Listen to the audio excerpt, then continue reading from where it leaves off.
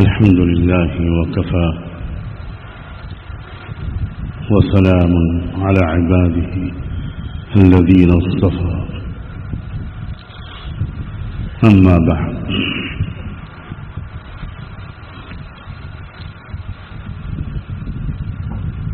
أعوذ بالله من الشيطان الرجيم بسم الله الرحمن الرحيم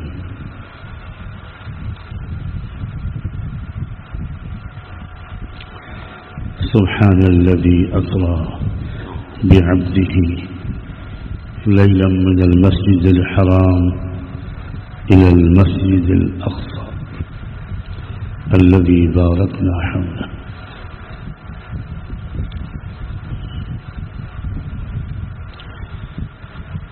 سبحان ربك رب العزة عما يصفون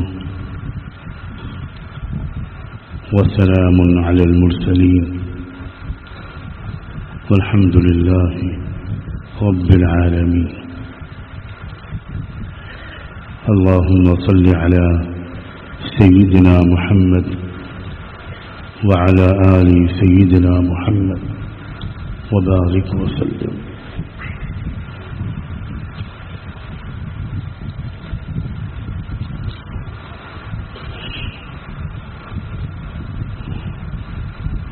تمام تعریف اور حمد و ثنا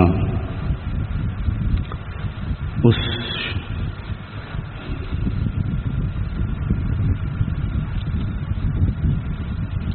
سراپا رحمت رب العالمین کے لیے ہے جس نے ایک بار پھر ہمیں اور آپ کو اپنی اصلاح و تربیت کے لیے یہاں جمع ہونے کی توفیق عطا فرمائے۔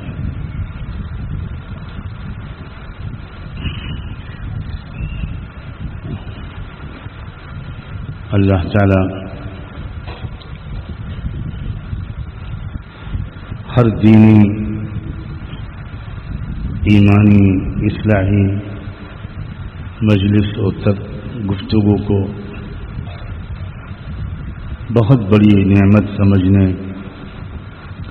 اور اس کی دل سے قدر کرنے کی ہمیں توفیق ہے۔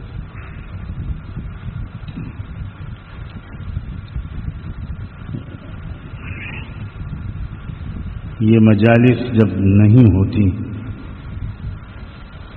تو ایسا لگتا ہے کہ جیسے دل کو زنگ لگتا چلا جا رہا۔ مزید اللہ تعالی کا شکر و احسان ہے کہ اللہ نے اپنے اس کمزور و ناتواں بندے کو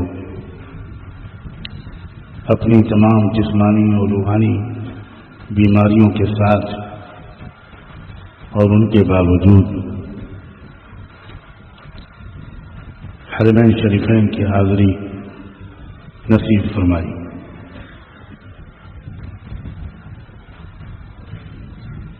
اور اس وقت میں سیدھے وہیں سے آ رہا ہوں اور تیسرے حرم قبلہ ثالث بیت المقدس کی حاضری تو ابھی نصیب نہیں ہوئی، اللہ کرے جلدی ہی وہ بھی نصیب ہو، لیکن ایسے کچھ لوگوں کے ساتھ ملاقاتیں، ہم نشینی، تبادلہ خیالات اور استفادے کا موقع ملا۔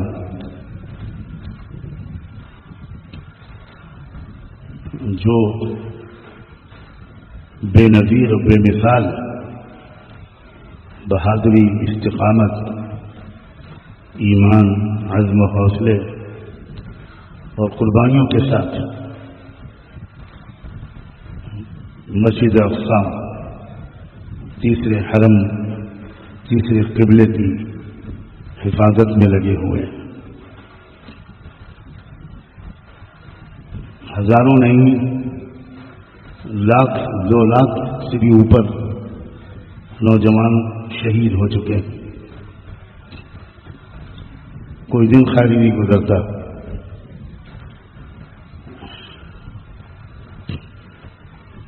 جب وہ کچھ نوجوانوں کے جنازے شہادت کا جام نوش کر کے نکلتے نہ ہوں.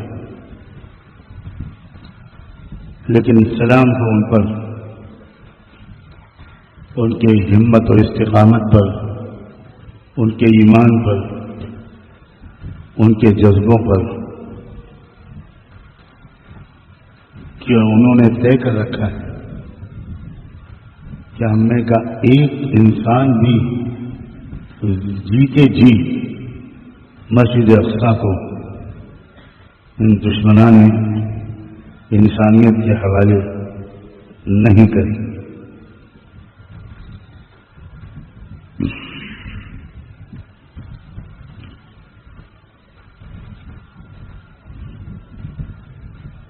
ان حضرات کی صحبت، ان سے گفتگو اور ملاقاتوں کے نتیجے میں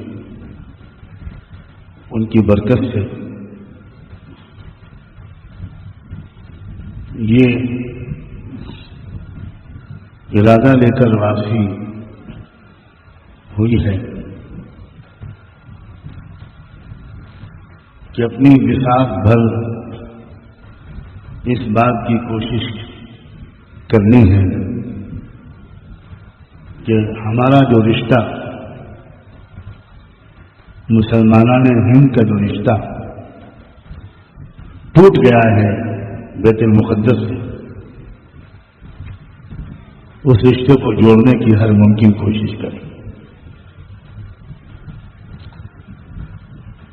اس میں آپ کا تعاون، آپ کی دلچسپی، آپ کی فکر مندی اور آپ کی سنجیدگی درکار ہے.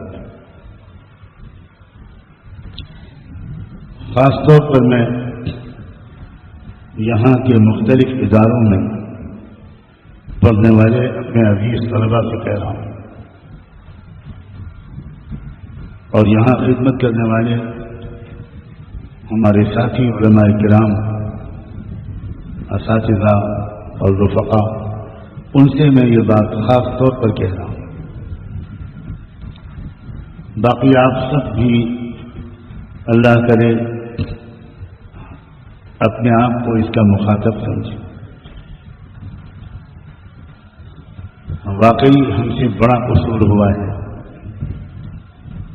رحمت العالم سیدنا محمد الرسول اللہ صلی اللہ علیہ وآلہ وسلم نے تو یہاں تک فرمایا تھا کہ ہر ایمان والے کو مسجد اقصی حاضر ہونا چاہیے.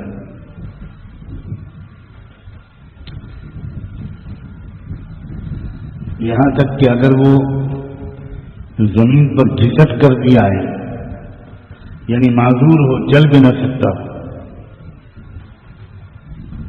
تو اسے زمین پر گھسٹتے گھسٹتے مسجد اقصی کا سفر کرنا چاہیے. اور اس کے بعد آپ نے فرمایا کہ اگر کوئی نہ پہنچ سکے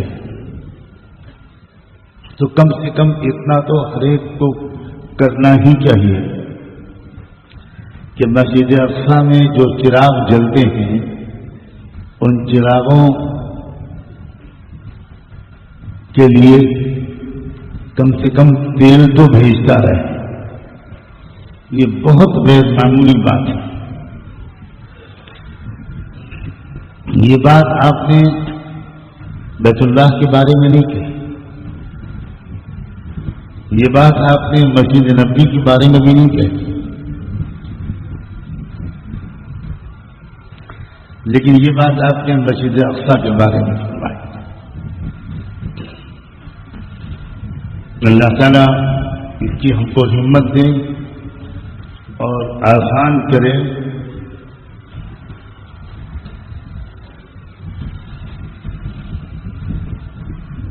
ہماری حلال کمائیوں کا ایک حصہ مستقل طور پر مسجد اقصی کی خدمت اور حفاظت کے کام آئے.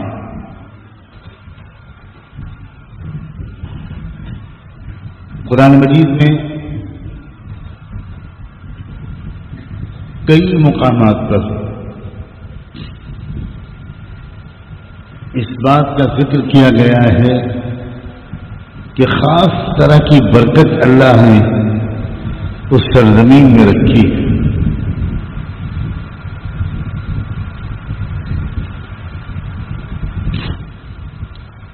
اس سرزمین کو ارض مقدسہ کا لفظ بولا ہے، کا نام دیا ہے قرآن مجید میں.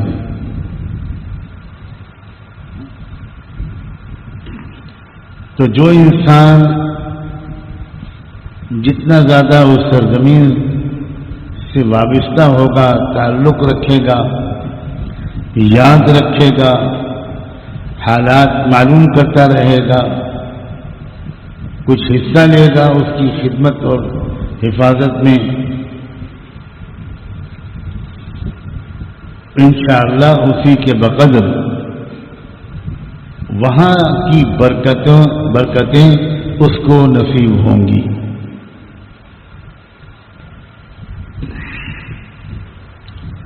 اور جب حق اور باطل کے درمیان فیصلہ کن مقابلے کا وقت آتا ہے اور حق کے اور انصاف کے غلبے کا وقت قریب ہوتا ہے، تو اس وقت اللہ تعالی انتخاب کرتے ہیں، چھانٹتے ہیں اپنے ان بندوں اور بندیوں کو جو حق کی حمایت میں کھڑے ہوں گے.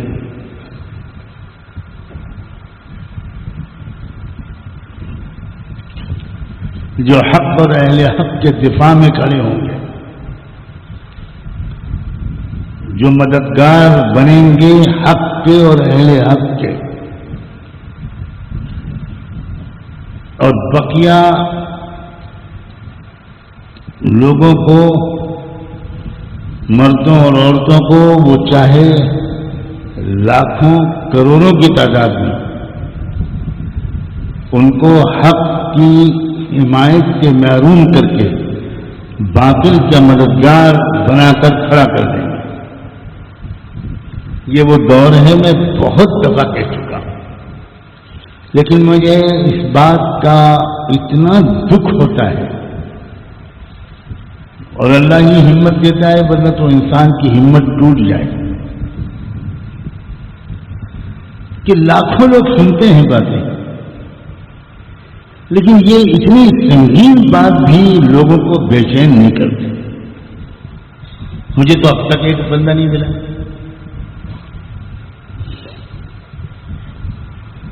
یہ بات کہ پتہ نہیں میں حق کے لشکر میں کھڑا ہوں گا یا دجال کا ساتھی بنوں گا، کچھ خبر نہیں. یہ بات کیا ایسی ہے کہ اس کو آپ سن کے اٹھ کے چلے جائیں؟ کیا یہ بات ایسی ہے کہ لوگ سر راہ مجھ سے ملتے ہیں ہزاروں کی تعداد، جن کو میں جانتا بھی نہیں، اور حضرت آپ کے بیانات یوٹیوب پر ماشاءاللہ میں پابندی سے سنتا ہوں. اس طرح کہتے ہیں کہ جیسے کسی شاعر کو اس کی غزل کی داد دے رہے ہیں. وہ یہ سمجھتے ہیں کہ یہ بات جب میں سنوں گا تو خوش ہوں گا. انہیں نہیں معلوم کہ میرے دل پر خنجر چلتا ہے کہ تم کیا سنتے ہو. کیا تمہارے مال کے خرچ میں کوئی تبدیلی آئی؟ کیا تم نے زندگی میں اپنے وقت کے استعمال کی ترتیب میں کوئی تبدیلی کی؟ کیا تم بے چین ہو کر بعد میں آ کر ملے کہ اگر یہ فیصلہ کن وقت ہے تو آپ مجھے صاف صاف بتائیے، میں حق کے جماعت میں حق کی مددگار بننا چاہتا ہوں، میں باطل کا مددگار نہیں بننا چاہتا. اس کی ٹھیک عملی ترکیب بتائیے. کوئی نہیں پوچھتا.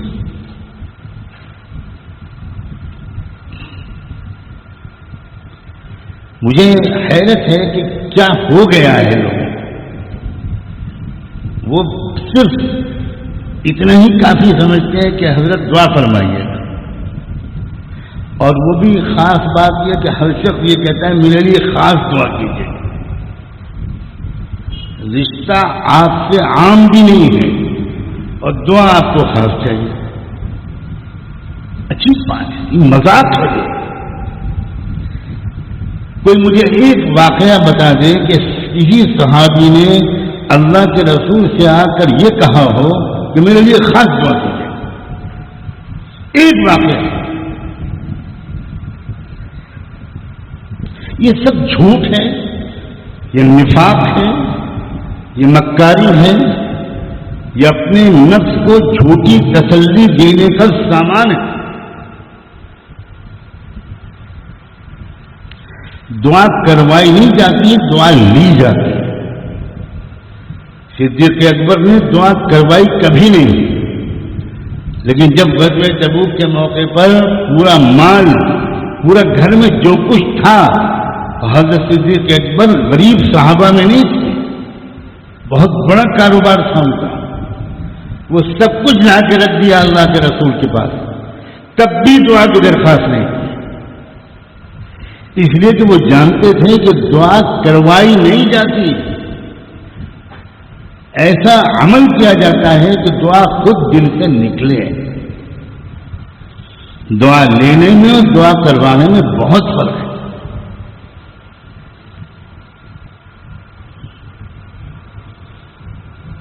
میں اس لیے یہ باتیں صاف صاف کہنے کی کوشش کرتا ہوں کہ شاید اب بھی کسی کی سمجھ میں آ جائے.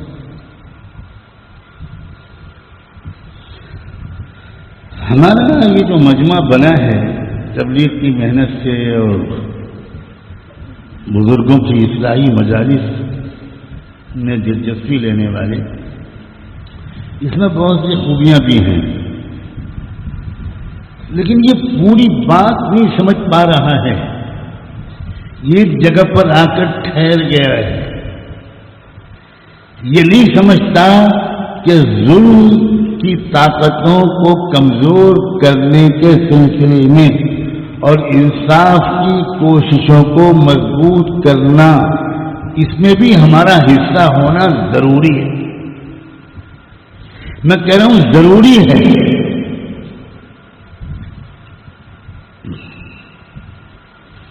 اور یہ بالکل ذہن میں رکھیں.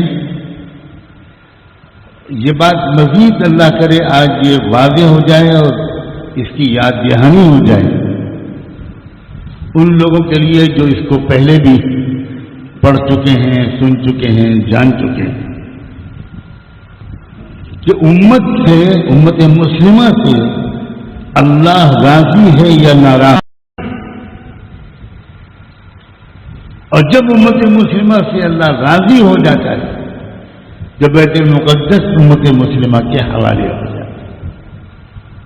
یہ ہزاروں صفحات کا نچوڑ ہے.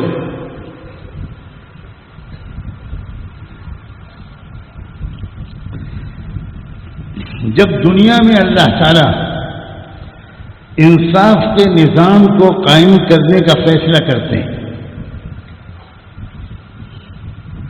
ایک لفظ آج کل بہت بولا جاتا ہے ورلڈ آرڈر. جب اللہ تعالیٰ انصاف کی بنیاد پر قائم ہونے والے ورلڈ آرڈر کو دنیا میں نافذ کرنے کا فیصلہ کرتے ہیں تو سب سے پہلے انصاف کا نظام بیت المقدس میں قائم ہوتا ہے. یاد رکھیے گا، جب تک بیت المقدس میں انصاف کا نظام قائم نہیں ہوگا، دنیا میں کسی مقام پر بھی انصاف کا نظام قائم کرنے کی کوئی کوشش کامیاب نہیں ہو پائے. جو فیصلہ اللہ تعالیٰ اس دنیا میں نافذ کرنے کا فیصلہ کرتے ہیں، جو نظام اتارنے کا وہ پہلے بیت المقدس میں نافذ ہوتا ہے. اللہ نے اس زمین کے اندر، اس جگہ کے اندر کچھ ایسی غیر معمولی غیبی راز رکھے ہیں. ہم ہر چیز کی وجہ کو نہیں سمجھ سکتے.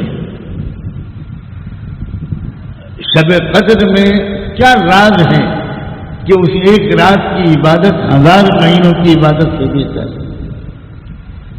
کون بتا سکتا ہے کہ اس کی یہ وجہ؟ رمضان تمام مہینوں کے مقابلے میں اس قدر مقدس، افضل، بابرکت مہینہ ہے. کون بتا سکتا ہے کہ اس کی کیا وجہ ہے؟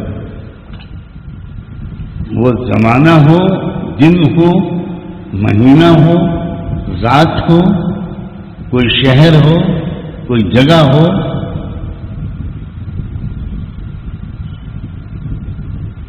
جس کو چاہے اللہ کسی خاص خصوصیت سے نواز دے.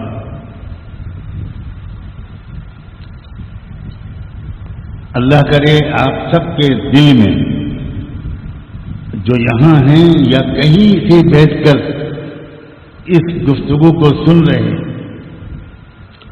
یہ جذبہ پیدا ہو کہ اللہ ہمیں بھی وہاں پہنچا دیجیے اور اللہ ہمارا بھی کچھ حصہ اس کی خدمت، اس کی حفاظت میں لگا دیجیے.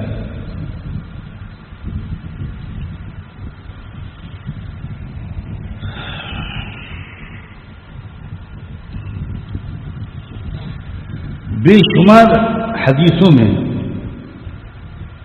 رحمت دو عالم صلی اللہ علیہ وآلہ وسلم یہ بتا گئے ہیں کہ اس دنیا کے خاتمے سے پہلے،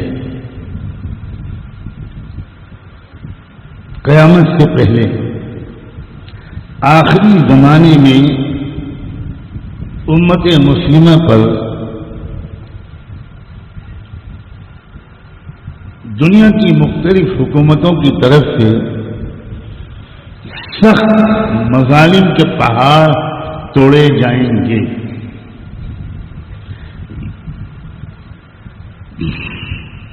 ہر طرف ظلم اور ستم کا دور دورہ ہوگا اور زمین ظلم سے بھر جائے گی.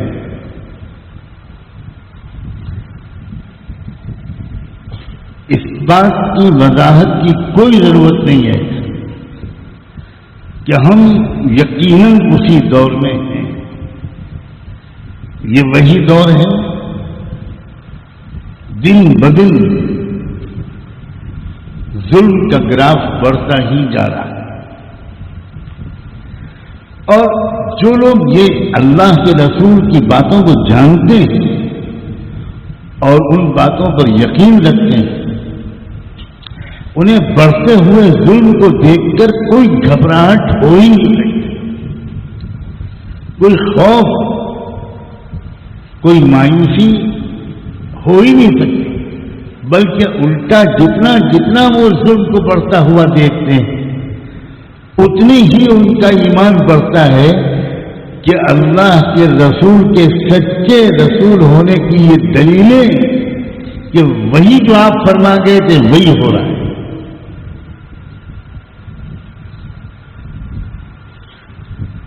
ان حالات سے ایمان کمزور کیا ہوتا، ان حالات سے ایمان الٹا مضبوط ہوتا ہے. حقیقی ایمان والوں کا جو جانتے ہیں کہ جو ہو رہا ہے یہ تو وہی ہو رہا ہے جو اللہ کے رسول نے بتایا. ھذا ما وعد اللہ ورسولہ.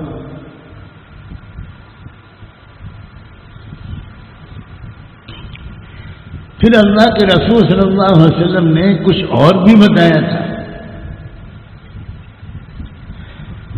جو کچھ آپ نے اس کے علاوہ اور بتایا تھا اس کا خلاصہ یہ ہے کہ پھر ظلم اپنی آخری انتہا پر جب پہنچ جائے گا تو اس وقت اللہ تعالیٰ اس امت میں سے ایک مرد مجاہد کو کھڑا کرے گا. اور وہ مرد مجاہد خود اللہ کے رسول کی صلی اللہ علیہ وآلہ وسلم اولاد میں سے ہوگا، آپ ہی کی نسل میں سے ہوگا،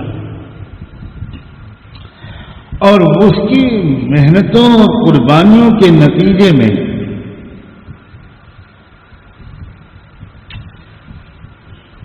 ایک ایسا انقلاب دنیا میں آ جائے گا کہ دنیا سے ظلم اور ناانصافی کا بالکل خاتمہ ہو جائے گا اور پوری زمین عدل و انصاف سے بھر جائے گی، ہر طرف عدل و انصاف کا دورہ ہو جائے گا اور بڑی برکتیں دنیا میں پھر سے آئیں گی۔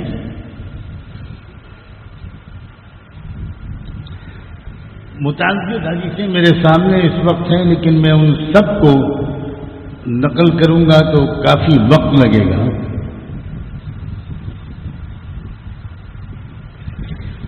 سنن ابن ماجہ کی ایک حدیث نقل کرتا ہوں، اس کا مفہوم جو علماء اور طلباء ہیں وہ اس کا اصل عبارت دیکھ لیں۔ حضرت ابو امامہ رضی اللہ عنہ کی روایت سے یہ حدیث نقل کی گئی ہے سنن ابن ماجہ میں۔ اس میں تفصیل یہ بیان کی گئی ہے کہ مسلمان ایمان والے بیت المقدس میں جمع ہوں گے، فجر کی نماز کا وقت ہوگا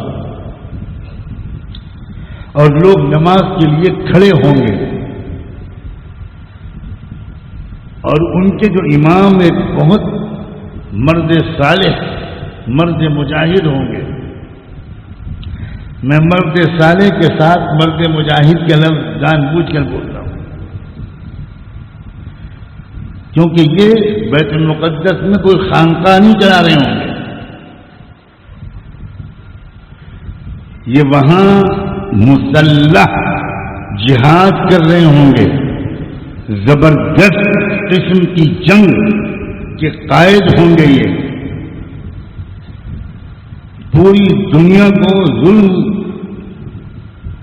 فحاشی اور فتنہ و فساد سے بھر دینے والی اصل شیطانی طاقت یہودیوں کے مقابلے میں سرگرم عمل ہوں گے۔ دنیا بھر کے مسلمان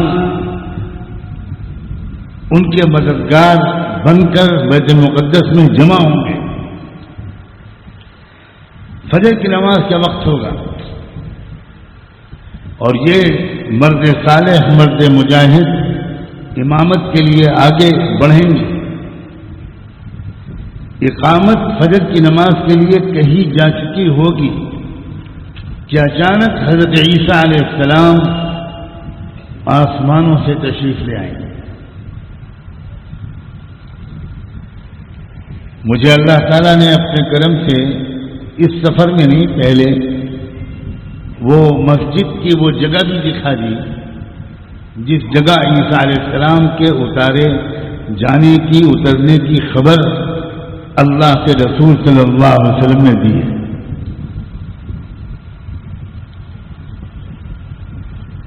یہ حدیث پوری تفصیلی روایت کے ساتھ سنن ابن ماجہ میں بھی ہے اور صحیح مسلم میں بھی ہے۔ جس رخ پر اس وقت پوری دنیا کے حالات جا رہے ہیں اس کے حوالے سے میں پھر ایک بار عرض کرتا ہوں، اپنی زندگی سے گناہوں کو نکالنا، اس میں دیر مت کریں، ٹالیں مت کہ ہاں انشاءاللہ کر لیں گے کر لیں گے کر لیں گے۔ اکثر ارادہ تو ہے لیکن جتنی عجلت کی ضرورت ہے اپنی ذاتی زندگی کی اصلاح، اپنے اندر سے تمام قسم کے میل کچیل کو نکالنا، چاہے وہ ظاہری گناہ ہوں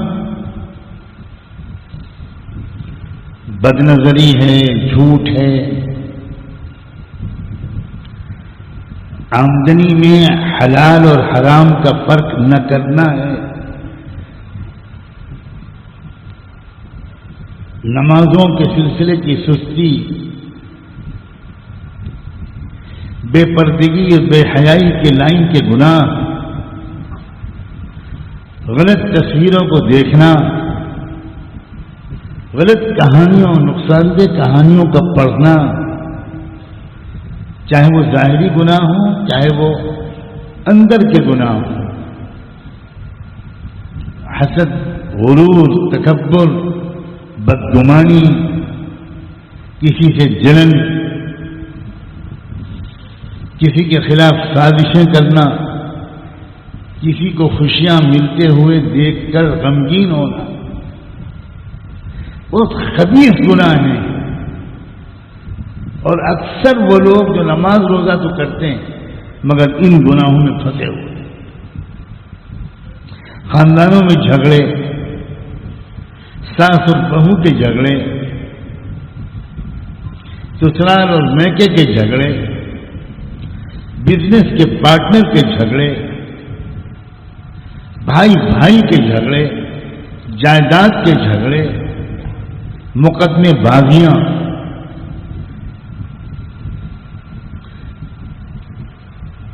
کسی بھی دور میں یہ سب چیزیں مناسب نہیں، خاص طور پر اس وقت، کس وقت ہمارا نام کون سی فہرست میں لکھ دیا جائے یہ کہنا مشکل ہے۔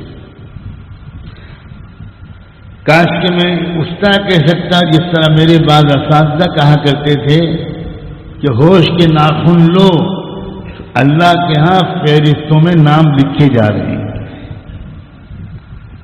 تمہارا نام دجال کے مددگاروں میں نہ لکھ دیا جائے، اس کی فکر کرو۔ اگر تم جھوٹے ہو، اگر تم مکار و دھوکے باز ہو تو تم سوال ہی نہیں پیدا ہوتا کہ تم اہل حق کی لشکر میں شامل ہو، تم ادھر ہی جاؤ گے۔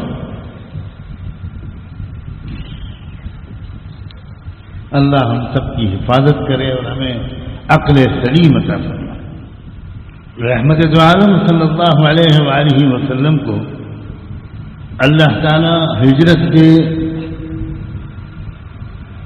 چند دن پہلے معراج کے سفر پر لے گیا۔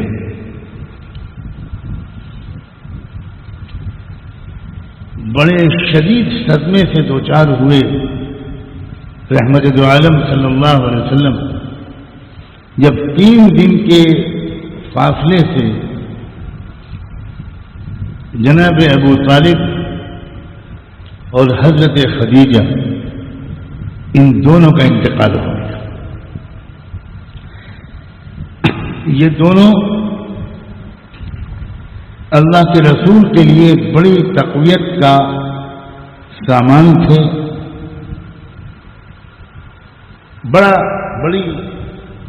بڑا سہارا ملتا تھا۔ ابو طالب مکے کی سب سے بزرگ شخصیت،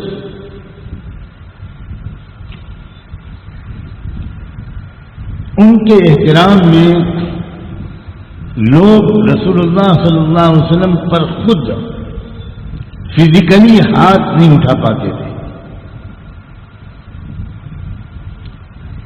ایک سرپرستی اور حمایت بزرگانہ شفقت کے ساتھ ابو طالب کی اللہ کے رسول کو حاصل تھی۔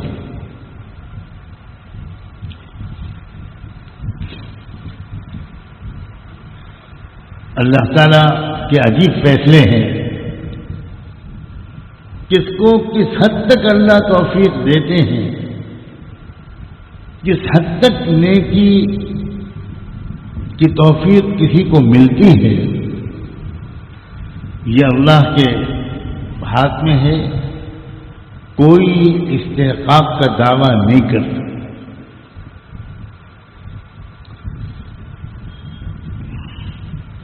اور سیدہ خدیجہ تو آپ کی غمگسار وفادار شریک حیات تھی. اب جو اللہ کے رسول کے دل پر گزری ان دونوں سہاروں کے اٹھ جانے کے بعد، اور وہ بھی اتنے کم وقفے میں، یاد رکھیں کہ ایسے حالات شاید اللہ تعالیٰ کی طرف سے اس لیے گزارے جاتے ہیں اپنے مقرب بندوں پر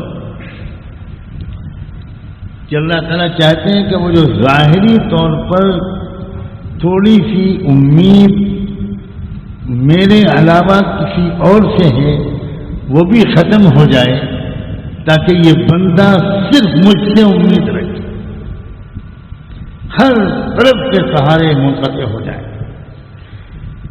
اسی لیے شاید اللہ کے رسول کی دعاؤں میں سے ایک دعا یہ بھی ہے، اللہم یا سند من لا سند له، اللہم یا رجاء من لا رجاء له، انقطع الرجاء الا منک. اے اللہ جس کا کوئی سہارا نہیں، آپ اکیلے اس کا سہارا ہے. ایسے حالات گزارے جاتے ہیں کہ جب کوئی ایک بھی بندہ، کوئی مخلوق ظاہری طور پر حمایتی اور مددگار باقی نہیں رہ جاتا. اور اسی لیے آپ اس دونوں کے انتقال کے بعد آپ نے طائف کا سفر کیا، کیونکہ آپ یہ سوچتے تھے کہ مکے میں تو کوئی ہے نہیں، ابو جہل ہیں، ابو لہب ہیں، اس طرح کے لوگ ہیں، لیکن میں طائف جاؤں، دودھ کے رشتے سے وہاں میرا ننیحال ہے. جس خوش نصیب عورت نے آپ کو دودھ پلایا تھا، بی بی حلیمہ، وہ طائف کی رہنے والی تھی. تو آپ اس امید پر وہاں گئے کہ ابو طالب کا انتقال ہوا، وہ چچا تھے، حضرت خدیجہ گئیں، وہ بیوی تھی، وہاں چلا جاؤں، شاید ان کو خیال ہو کہ میرا بھانجئی تو ہے جس نے مجھے دودھ پلایا تھا، کوئی ان کا بھائی ہوگا، وہ مجھے اپنا بھانجا سمجھ کر شاید کچھ نرم رویہ اختیار کر لے. اللہ اکبر. لیکن اللہ کا منصوبہ تو کچھ اور تھا. طائف میں تو آپ کو ان حالات کا سامنا کرنا پڑا جن کے بیان کرنے کا نہ مجھ میں یارہ ہے نہ آپ سن سکیں گے.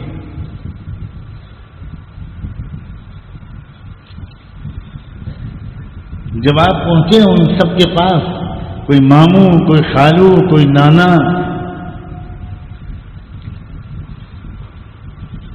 تو یہاں تو مکے والوں نے تو آج تک یہ سلوک نہیں کیا تھا جو انہوں نے کیا.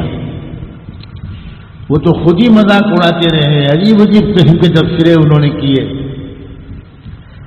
اور پھر آخر علاقے کے گنڈوں بدماشوں کو اشارہ کر دیا کہ ہماری طرف سے چھوٹ ہے، جو کر سکتے ہو کرو. اور پھر جو گھیرا ہے ان لوگوں نے محمد رسول اللہ، اور چاروں طرف سے پتھروں کی بارش کر. آپ کبھی ادھر مڑتے، کبھی ادھر مڑتے، کبھی ادھر مڑتے، کبھی ادھر کے پتھر سے بچتے، کبھی ادھر کے پتھر سے بچتے، یہاں تک کہ ایک موقع پر شاید آپ نے یہ کہا کہ میں تمہاری طرف پیٹ کیے دیتا ہوں، میری بات تو سنتے رہو، تم پتھر مارنا بند مت کرو، مگر میری بات تو سنو، تم سے کیا کہنے آیا. مگر ظالموں نے اتنا پتھراؤ کیا کہ آپ گر پڑے، آپ کا پیر ٹوٹ گئے، خون کے فوارے بہہ گئے۔ عیسائی شخص وہ انگور کا خوشہ لے کر باغ سے آیا، آپ کو پیش کیا، وہ اس علاقے کا جو باغ کا رکھوالا تھا،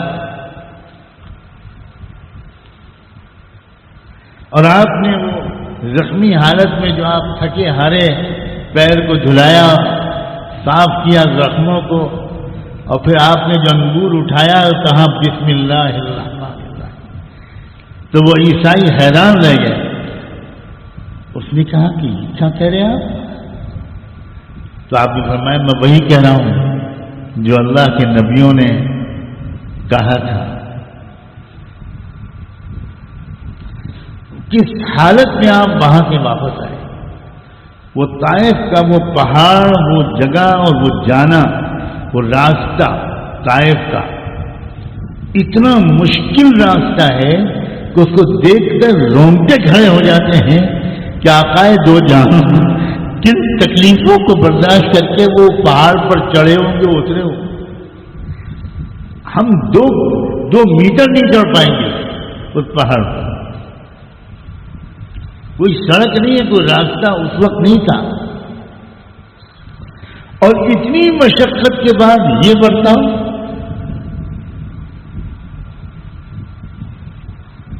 اس حالت میں جب آپ کو دیکھا عالم ملکوت میں فرشتوں نے، تو شاید میری یہ تعبیر صحیح ہو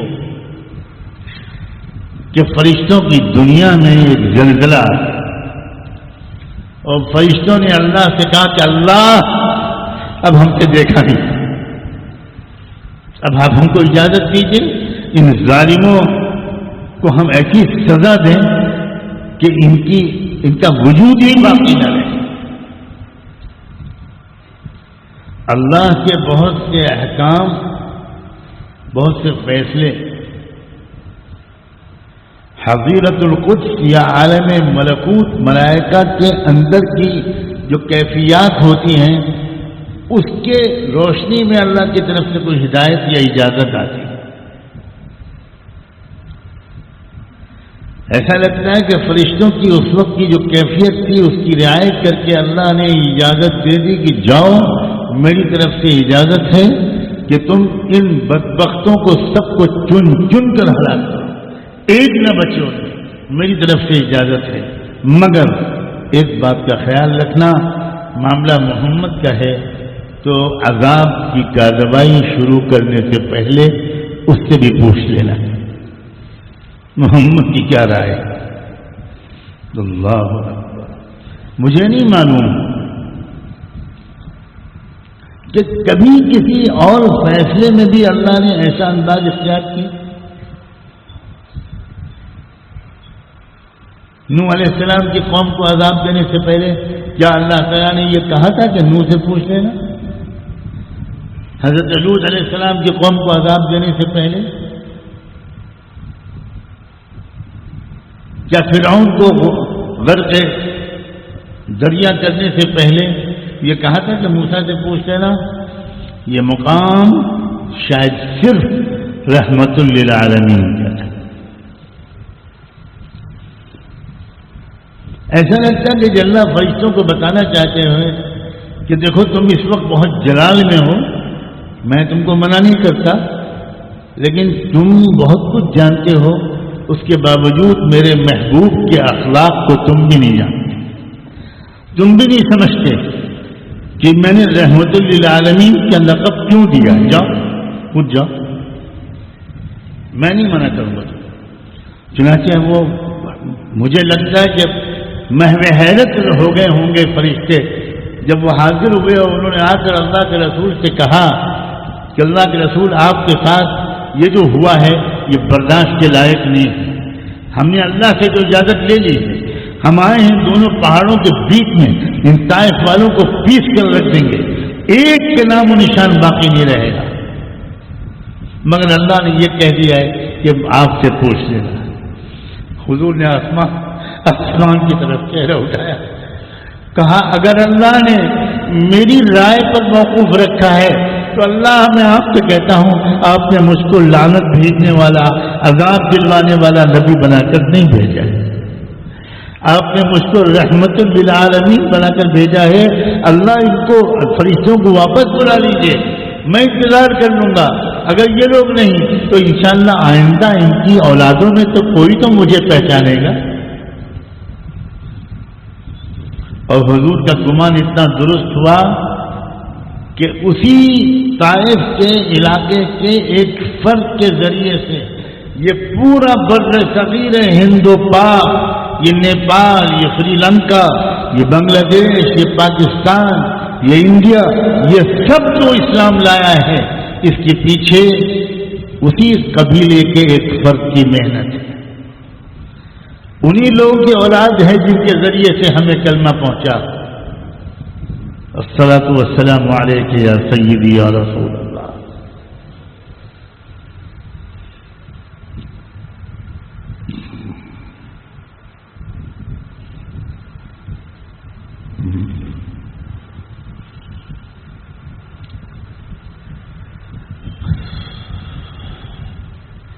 اب طائف سے یہ زخم کھا کر، اور زخم بھی صرف پیروں کے زخم مت سوچئے گا، آپ کے مبارک قدمین کے زخم تو لوگوں نے دیکھ لیے، بیان کر دیے، مگر آپ کے نازک اور حساس دل کو جو زخم لگے ہوں گے اسے کس نے دیکھا اللہ کے سوا؟ اسے اللہ نے دیکھا، اور اسی لیے اللہ نے طائف سے واپس آنے کے بعد آپ کو سفر معراج میں اپنے پاس بلایا، تسلی دینے کے لیے، زخموں پر مرہم رکھنے کے لیے، اور یہ بتانے کے لیے کہ محمد دل چھوٹا مت کرو، زمین والے تمہاری قدر نہیں جانتے، آؤ دیکھو کہ آسمان والا اور آسمان والے تمہیں کس نظر سے دیکھتے۔ قاب قوسین او ادنی، اس جگہ تک پہنچا دیا اللہ کے رسول کو حضرت جبریل نے کہ جہاں کہاں حضرت جبریل نے اس کے آگے میں بھی نہیں جا سکتا، اگر میں آگے بڑھا تو میں جلا کے خاک کر دیا جاؤں گا، اب آپ اور آپ کا رب کوئی تیسرا نہیں۔ فَأَوْحَىٰ إِلَىٰ عَبْدِهِ مَا أَوْحَىٰ،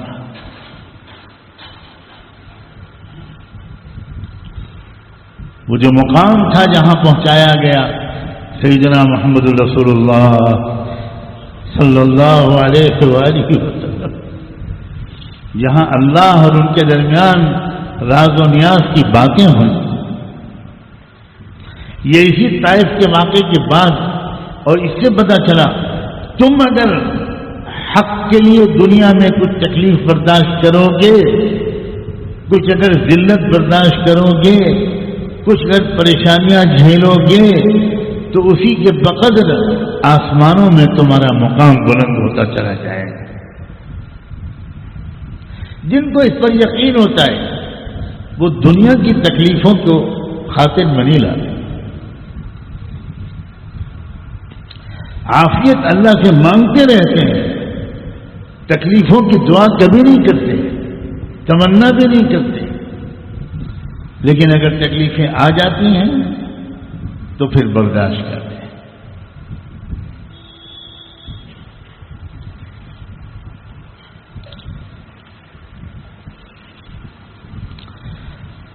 ابھی تو معراج کا سفر ہوا، اس کے سلسلے میں یہ بہت اہم بات ہے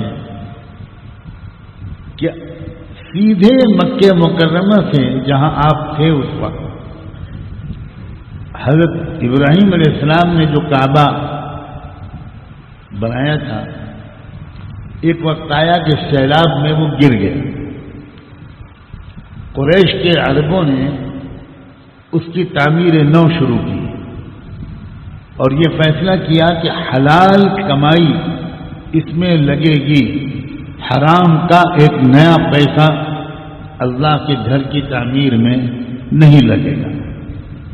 تو جتنا پیسہ اکٹھا ہوا چندے سے، اس سے وہ خانہ کعبہ بنا. اب کچھ جگہ باقی رہ گئی تو وہ انہوں نے چھوڑ دی، ایک دیوار سی کھڑی کر دی، جس کو آج کل سب حکیم کہتے ہیں. بہت سی روایات کے مطابق اسی میں آپ ایک شب میں آرام فرما رہے تھے اور وہیں پر آ کر حضرت جبریل آئے، آپ کو اٹھایا اور پھر وہ عجیب و غریب واقعات ہوئے. آپ کے سینے کو چاک کیا گیا، قلب اطہر کو نکالا گیا، زمزم سے دھویا گیا اور اس میں ایمان اور حکمت رکھی گئی اور اس کو اس جگہ پر دل کو دوبارہ رکھ کر بند کر دیا گیا. اللہ اکبر.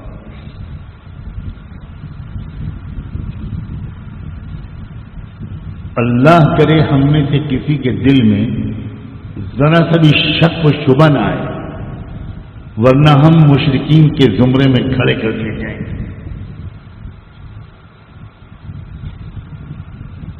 جب معراج کا یہ واقعہ حضرت صدیق اکبر نے سنا، اور وہ بھی حضور سے براہ راست نہیں، کسی اور سے،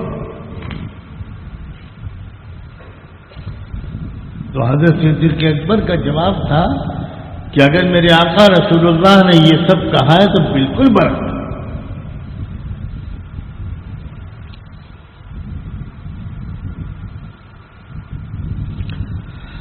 جب ابو جہل کے کانوں تک یہ خبر پہنچی تو اس نے سوچا کہ آج موقع ملا ہے.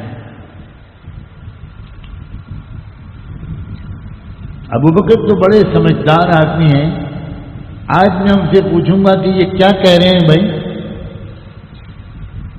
یہ راتوں رات پلک جھپکتے بیت المقدس بھی گئے اور آسمانوں پر بھی گئے اور واپس بھی آئے بیت المقدس پر، یہاں بھی آ گئے اور یہ سب ہو گیا. یہ کیا کہہ رہے ہیں؟ اب تو مان لو کہ معاذ اللہ یہ سچے نہیں ہیں، یہ ایسی باتیں کر کے تم کو معتقد بناتے ہیں. تو حضرت صدیق اکبر کا جواب تھا واللہ لو قالها لصدق. میں ابھی ان سے ملا نہیں ہوں، اگر یہ ان کا اپنا بیان ہے تو یہ بالکل درست ہے. اور پھر کہا صدیق اکبر نے کہ تم ہو نا ابو جہل، ہم لوگ ان کے پاس بیٹھے ہوتے ہیں، ہمیں تو کوئی نظر نہیں آتا. اور وہ تھوڑی دیر کے بعد کہتے ہیں کہ ابھی آئے تھے اللہ کے فرشتے جبریل اور اللہ کا کلام اور پیام پہنچا کر گئے، اور وہ ہم کو کلام پڑھ کے سناتے ہیں اور ہم یقین کرتے ہیں کہ بالکل ایسے ہی ہے. تو جس کے پاس روز اللہ فرشتے بھیجتے ہوں، ایک بار اگر اللہ نے اس کو اپنے پاس بلا لیا تو اس میں کون سی بڑی بات ہے؟ یہ ہے ایمانی عقل.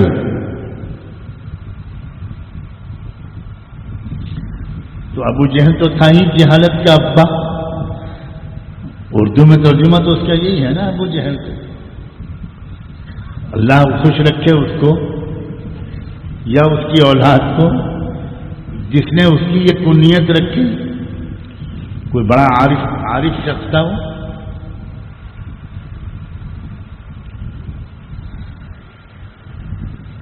اب ایک سوال یہ پیدا ہوتا ہے کہ مسجد حرام سے سیدھے کیوں نہیں لے گئے آسمانوں پر؟ بیت المقدس کیوں لائے؟ اور پھر بیت المقدس سے اوپر لے گئے اور وہاں سے پھر لائے بیت المقدس کی، وہاں سے مسجد حرام آئے. جاتے میں اور آتے میں دونوں میں بیت المقدس میں قیام ہوا، ٹھہرنا ہوا، اور انبیاء علیہ السلام سارے کے سارے بیت المقدس میں حاضر تھے. سب انبیاء اب وہاں آپ نے ان کو نماز پڑھائی، امامت کی. اب یہ الگ بات ہے کہ کچھ حضرات روایت ایسی کرتے ہیں کہ جیسے جاتے ہوئے امامت انبیاء کا واقعہ پیش آئے. بہت سی روایات یہ کہتی ہیں کہ نہیں، واپسی میں پیش آئے.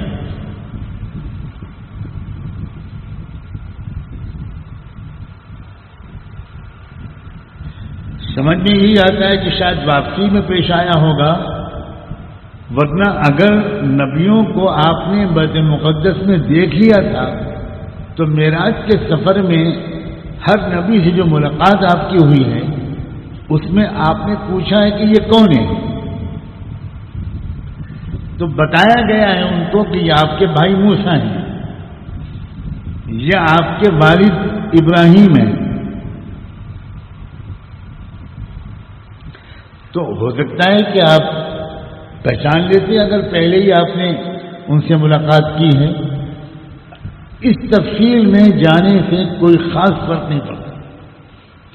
میں اپنے طلبہ کو تفسیر کا درس دیتے ہوئے یہ اشارہ کر رہا ہوں کہ یاد رکھنا، قرآن کے تشریح میں، فہم میں ان غیر اہم تفصیلات کو زیادہ اہمیت مت دیں، ورنہ ہمارے جو مدرسے کا جو ذہن ہے نا، مدرسے کا جو مزاج ہے، ایک قول یہ ہے، ایک قول یہ ہے، ایک قول وہ ہے، ایک قول وہ ہے، اور قولوں کی جمع قوال. اس کا نقصان کیا ہوتا ہے؟ اس کا نقصان یہ ہوتا ہے کہ اس واقعے کا جو روحانی سبق ہے، جو اثر پڑنا چاہیے دل پر، وہ نہیں پڑتا، اور 1 2 3 4 5 قولوں ہی میں ساری توجہ چلی جاتی. تو ان تفصیلات کی تھوڑی سی اہمیت ہے، بس زیادہ نہیں. آپ نے جاتے ہوئے امامت کی ہو یا واپسی میں امامت کی ہو، اصل مسئلہ یہ ہے کہ انبیاء علیہ السلام کی امامت اللہ نے آپ سے کروائی، اور یہ کیوں کروائی؟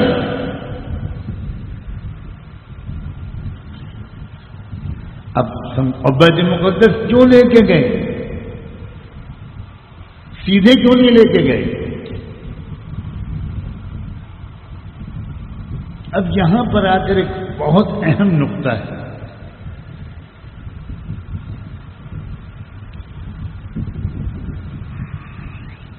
وہ بات جو میں نے شروع میں کہی تھی کہ اللہ تعالی کی طرف سے دنیا میں جو نیا نظام اتارا جاتا ہے، نیا نظم عالم جب دنیا کو دیا جاتا ہے تو پہلے پہل وہ اترتا ہے بیت المقدس. اللہ کے رسول صلی اللہ علیہ وآلہ وسلم کے سفر معراج سے پہلے، بلکہ آپ کی نبوت سے پہلے کا جو نظام چل رہا تھا، حضرت ابراہیم علیہ السلام کے ذریعے سے پوری دنیا میں توحیدی انقلاب آیا تھا. توحیدی انقلاب. اس توحیدی انقلاب کے قائم ہونے کے دنیا میں 2 مراکز تھے. ان 2 مرکزوں سے بیٹھ کر وہ دعوت پوری دنیا کو چلتی تھی. مشرکانہ جاہلیت سے انسانوں کو نکالنے کی جو محنت ہوتی تھی، اس کے 2 عالمی مرکز تھے. ایک مرکز تھا بیت المقدس، ایک مرکز تھا بیت اللہ. بیت اللہ جو تھا، یہاں کی ذمہ داری حضرت اسماعیل علیہ السلام اور ان کی نسل کے ذمے تھی. وہ چلاتے تھے اس مرکز کو، وہ ذمہ دار تھے، وہ متولی تھے، اور ان کے ذریعے سے اس مرکز میں بیٹھ کر پورے عالم میں جہاں جہاں پہنچ سکتی تھی آواز، وہ آواز لگتی تھی توحید کی، اور اللہ کے بندوں کو جاہلیت سے آزادی ملتی تھی۔ حضرت ابراہیم کے دوسرے بیٹے حضرت اسحاق وہ ذمہ دار بنائے گئے اللہ کی طرف سے بیت المقدس کے مرکز کے۔ کسی تحریک کو، کسی دعوت کو، کسی انقلابی آواز کو ایک مرکز چاہیے، اور اس مرکز کو چلانے والے کچھ ذمہ دار چاہیے۔ چنانچہ یہ نظام چلا آ رہا تھا کہ بیت المقدس حضرت اسحاق کی اولاد جو بنو اسرائیل کہلائے انہوں نے سنبھالا، اور ہزاروں انبیاء علیہ السلام یکے بعد دیگرے وہاں آتے رہے، اور اسی مرکز سے بیٹھ کر وہ توحید کا پیغام اللہ کے بندوں بندیوں تک پہنچاتے رہے۔ مکہ مکرمہ بیت اللہ کے مرکز میں حضرت اسماعیل کی نسل یہ ذمہ داری نبھاتی رہی۔ اب ہوتا یہ ہے کہ کچھ مدت کے بعد خاندانوں میں، نسلوں میں یہ گمراہی آ جاتی ہے کہ یہ تو ہمارا خاندانی اور نسلی حق ہے،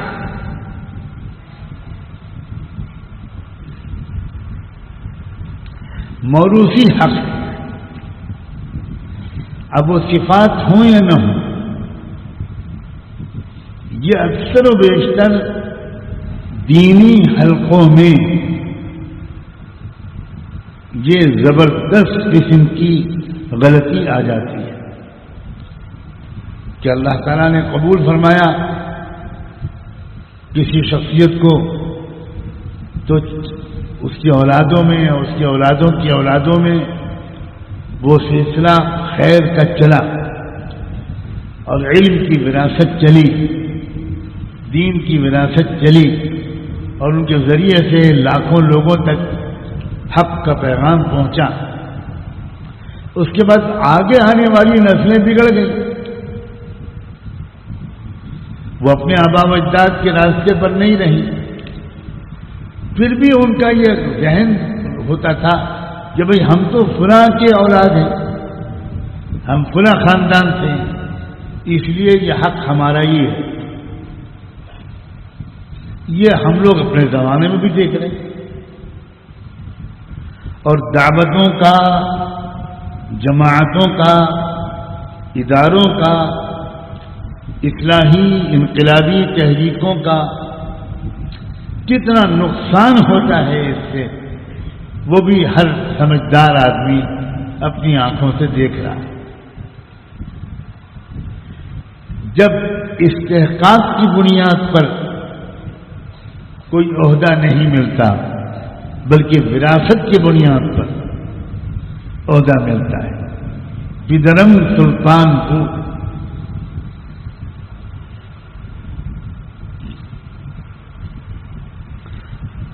میرٹ کی بنیاد پر، استحقاق کی بنیاد پر کسی کو کوئی مقام ملے، اگر وہ میرٹ کے ساتھ ساتھ قرابت دار بھی ہے، بیٹا پوتا پر پوتا نواسا کچھ ہے، مگر صلاحیت بھی اس کے اندر ہے، تو بلا شبہ وہ زیادہ مستحق ہے۔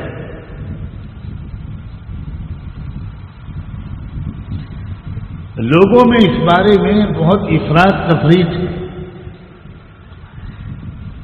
کچھ لوگوں کا تو یہ خیال ہے کہ چاہے کوئی بھی ہو، جیسا بھی ہو، ہونا چاہیے حضرت کا صاحبزادہ ہی۔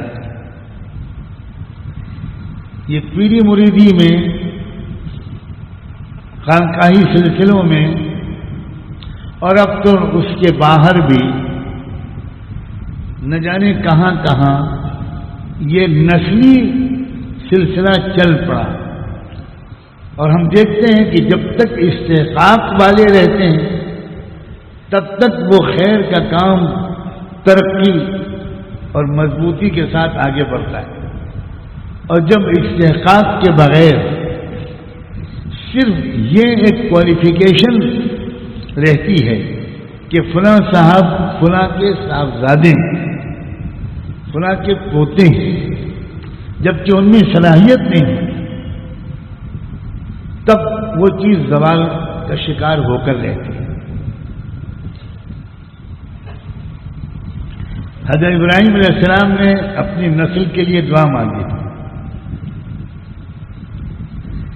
کہ اللہ یہ جو آپ نے اتنا بڑا مقام اور ذمہ داری مجھے عطا کی ہے، توحیدی انقلاب، توحیدی دعوت، بس یہ آپ میری اولادوں میں بھی یہ ذمہ داری چلتی رہے اللہ، یہ میں آپ سے دعا کروں۔ یہ تمنا اور یہ دعا کرنا بالکل فطری ہے۔ ایک انسان جس کو دین کی خدمت کی اہمیت معلوم ہے، وہ کیوں یہ تمنا نہیں کرے گا کہ اللہ کرے کہ میری اولاد بھی قبول ہو؟ لیکن اللہ نے بڑا صاف جواب دیا اور یہ فرمایا کہ وہ لا ینال عہدی الظالمین، یاد رکھنا تمہاری اولادوں میں جو نااہل ہوگا اس کو یہ نعمت نہیں دوں گا۔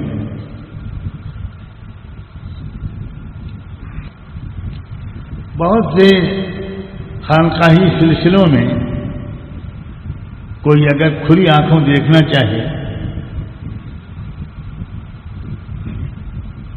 تو دیکھے، یو پی میں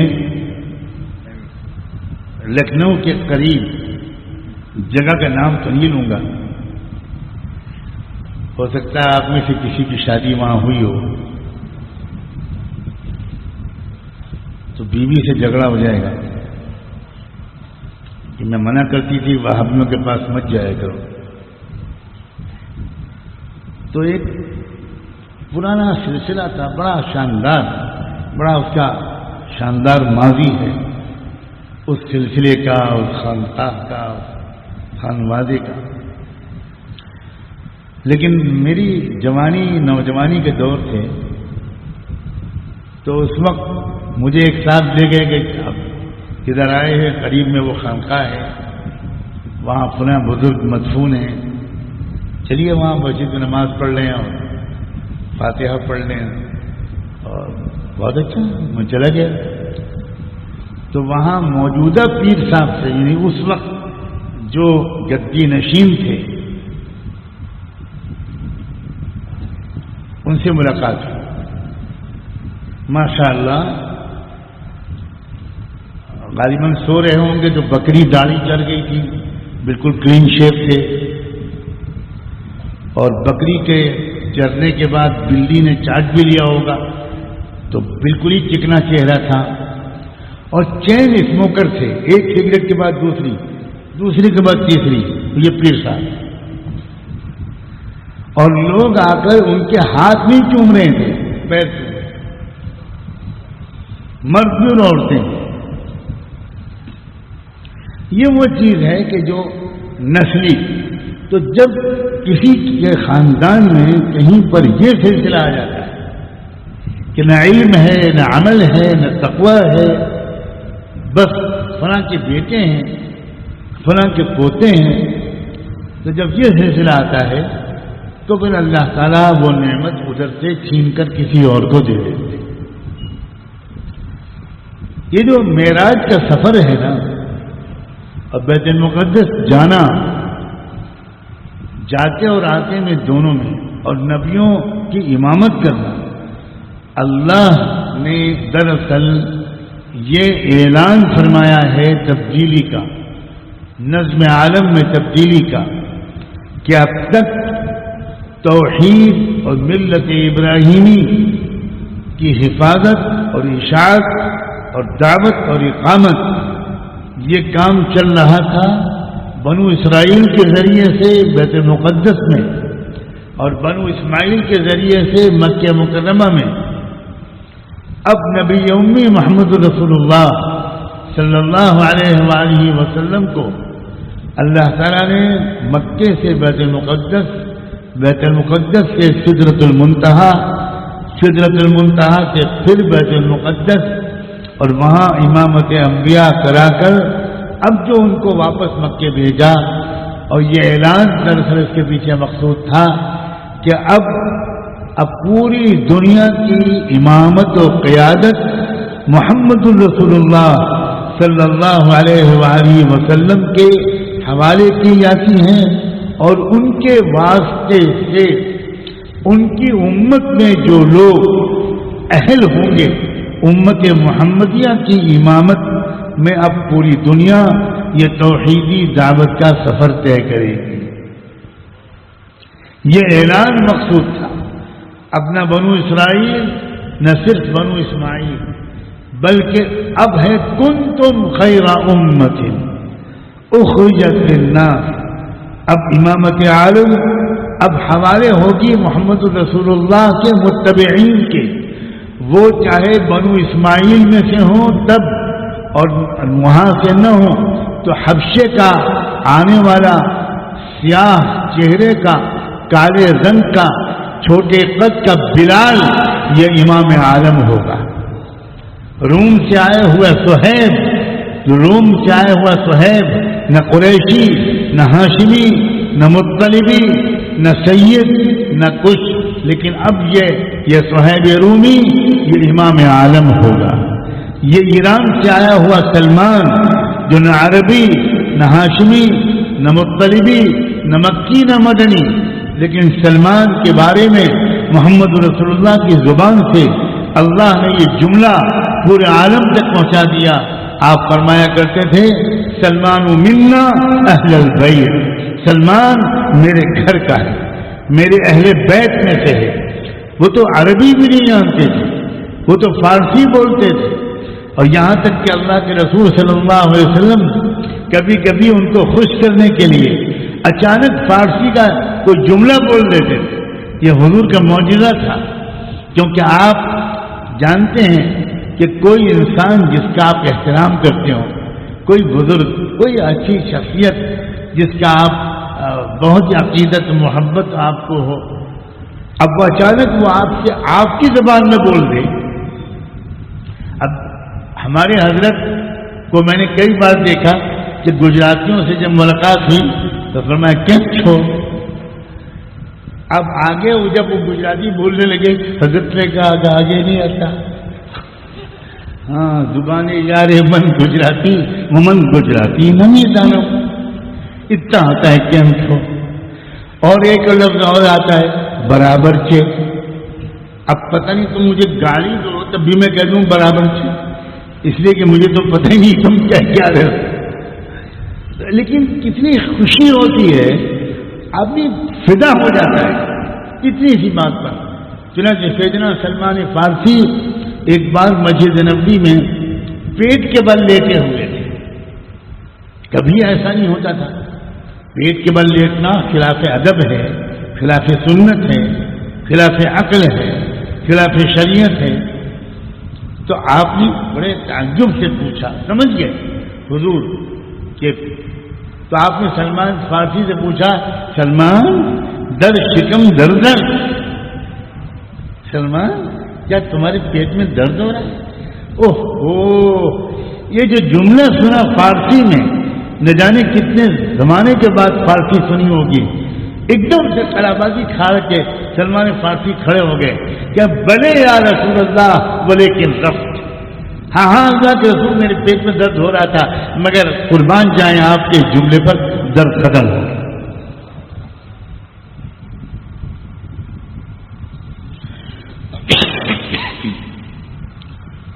تو یہ جو نسلی اور موروثی نظام، اس کے خاتمے کا اعلان تھا سفر معراج، اور اس میں بیت المقدس کے لے جانا، نظم عالم میں تبدیلی اب ہو رہی ہے. چنانچہ سارے انبیاء علیہ السلام کی امامت کروا کر دکھا دیا. اب بنو اسرائیل ہوں یا بنو اسماعیل ہوں،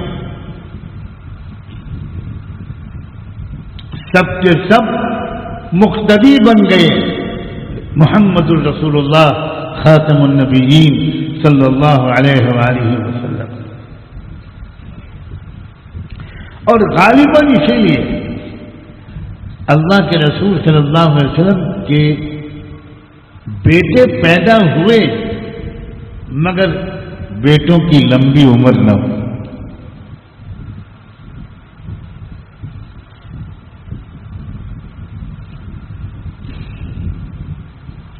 اللہ کی مرضی، اللہ کی مشیت.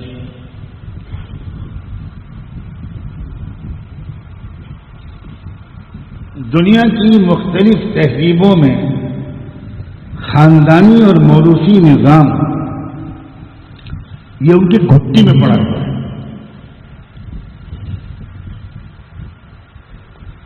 اور وہ خاندانی اور موروثی نظام کی وجہ سے چاہے وہ تحریک ختم ہو جائے، چاہے وہ سیاسی پارٹی دفن ہو جائے، خدا کرے آپ کچھ میرے اشارے کو سمجھے ہوں، چاہے پپو ہوں چاہے گڈو ہوں، اب تو سمجھ جاؤ گے یہ کیا چیز ہے. وہی موروثیت. اللہ اکبر. سفر اسراء اور معراج، اس سفر کے دو حصے تھے. ایک تو بیت المقدس کا سفر، وہ سفر اسراء کہلاتا ہے، اور ایک آسمانوں کی بلندیوں کا سفر، وہ سفر معراج کہلاتا ہے. سفر معراج کا تذکرہ سورہ والنجم میں آیا ہے. والنجم اذا هوى ما ضل صاحبكم وما غوى.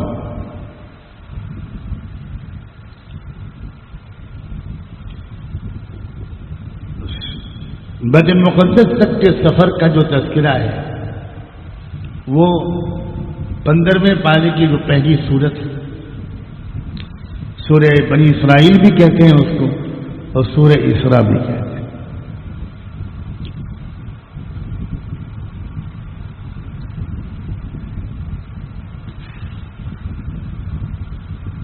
ہمیں جو بات یاد رکھنی چاہیے، جس کی وجہ سے میں نے یہ بات آج اس موضوع پر کچھ گفتگو کی ہے، وہ یہ ہے کہ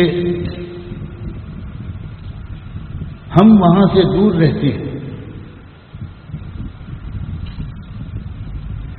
لیکن ہم ایک پوری عالمی امت کا حصہ ہیں.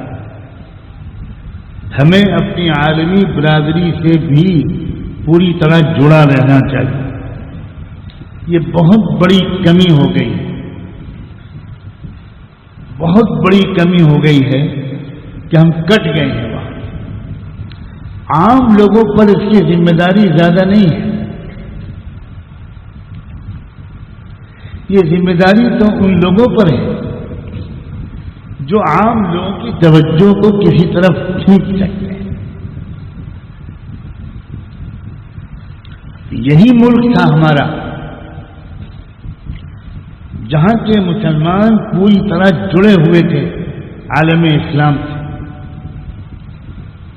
اور جب ترکی میں خلافت کے نظام کو ختم کیا گیا تو سب سے زیادہ اس کا اثر یہاں کے مسلمانوں پر پڑا، اور انہوں نے بہت بھرپور کوشش کی، زبردست تحریک چلائی کہ وہ خلافت کے نظام بحال. پھر اس جنگ میں جو بلقان کی جنگ کہلاتی ہے، وہاں کے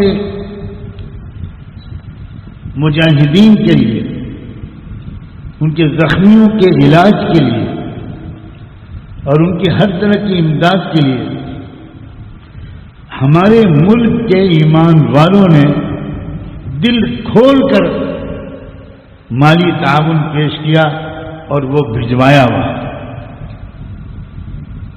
ایک رشتہ جڑا ہوا تھا ہمارا،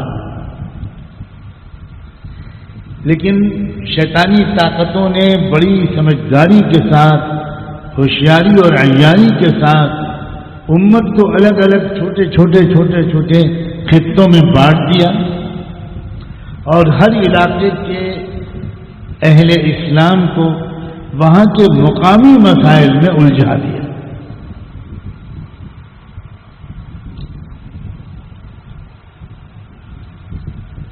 بلا شبہ مقامی مسائل بھی توجہ کے لائق ہیں، لیکن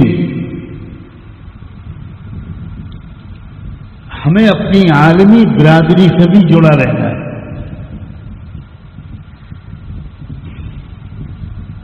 میں اللہ سے اس بات کی توفیق مانگتا ہوں کہ آنے والے دنوں میں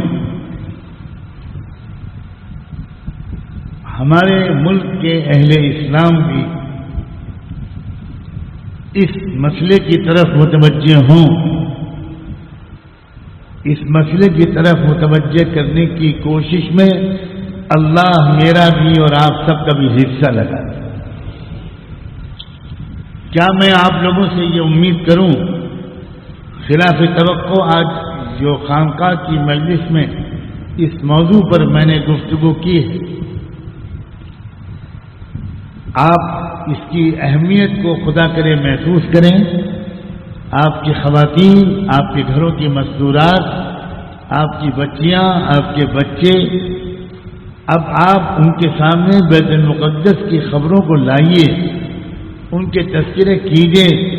ہم کٹ گئے ہیں اپنی عالمی برادری سے، یہ بہت بڑی غلطی ہے۔ ایک ایسی موقع پر جہاں جمعے کی نماز میں بہترین قائدین، اور میں کیا الفاظ بولوں،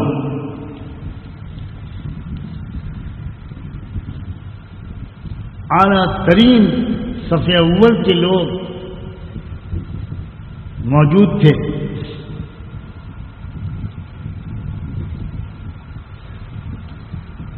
لیکن انہوں نے جمعے کی نماز میں خطبہ دینے اور امامت کے لیے مجھے چنا۔ میں بہت اس طرح کہتا رہا کہ یہ بالکل میرا منصب نہیں ہے۔ بیت المقدس کے محافظین جہاں موجود ہوں، وہاں ایک ہندی نژاد، ایک عجمی وہاں جمعے کی امامت کرے، یہ کسی طرح جائز نہیں ہے۔ مگر ان لوگوں نے کہا کہ کچھ نہیں، ہم سنیں گے، صرف آپ ہی کا آج خطبہ ہوگا۔ تو پھر میں نے اصرار کیا کہ ایک شرط پر میں جمعے کا خطبہ دوں گا کہ نماز آپ پڑھائیں۔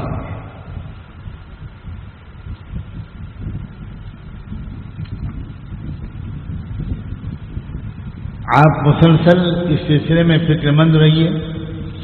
آپ میں جو علماء اور کچھ خواص ہوں، اپنے علاقے کے اعتبار سے مجھ سے رابطہ قائم کریں،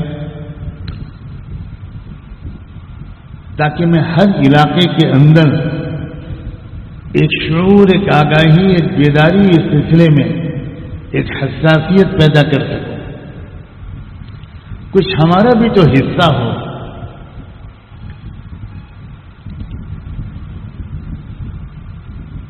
اللہ کرے کہ ہم سب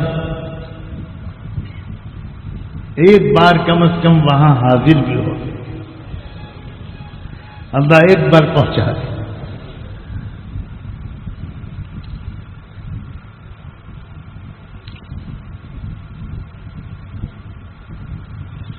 ہمارے ملک کے ایک عظیم رہنما مولانا محمد علی جوہر کا یہ نصیب ہے کہ وہ بیت المقدس کے دروازے میں دفن ہے، وہیں ان کی قبر ہے، اور یہ اس وجہ سے ہے کہ ان کے دل کو میں آگ لگی ہوئی تھی، آگ، اور پوری امت کی اجتماعیت، پوری امت کی نشست ثانیہ، اس کے لیے وہ تڑپتے تھے،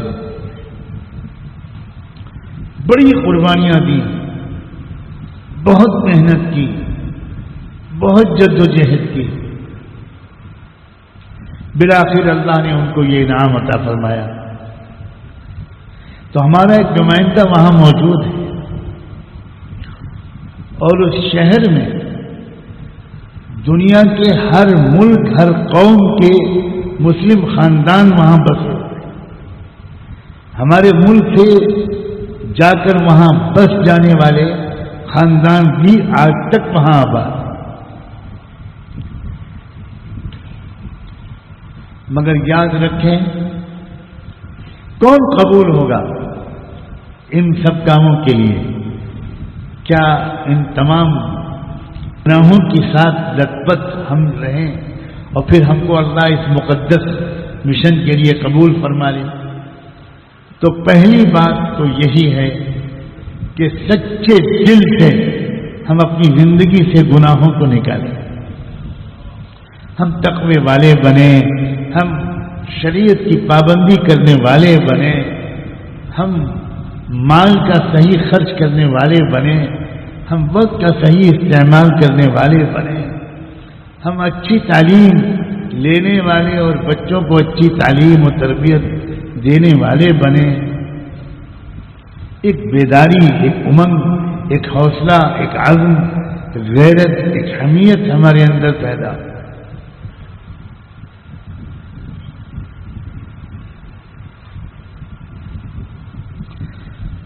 دل و جان سے دعا ہے کہ اللہ تعالیٰ ان تمناؤں کو قبول فرما لے اور ہمیں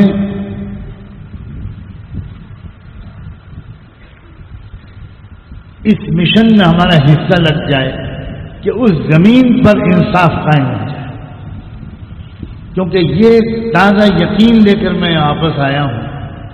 یہ یقین پہلے بھی میرے اندر تھا، لیکن درمیان میں ظہور کا شکار ہوا۔ میں اس موضوع پر لکھ بھی چکا ہوں، بول بھی چکا ہوں، لیکن میں اپنی غلطی کا اعتراف کرتا ہوں۔ لیکن ایک سبق بوڑھا بسرا شاید وہ تازہ ہوا اس سفر میں،